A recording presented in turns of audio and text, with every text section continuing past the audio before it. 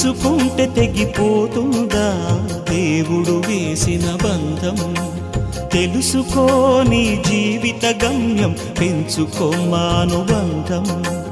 7 అడుగులు నడిచిన వాడే 7 జన్మలు తోడుంటాడు.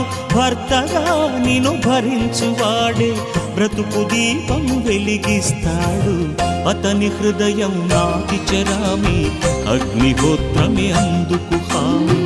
అతని హృదయం నాటి చెరామి, అగ్నిహోత్రమే అందుకు హామీ. తెంచుకుంటే తెగిపోతుందా దేవుడు వేసిన బంధం?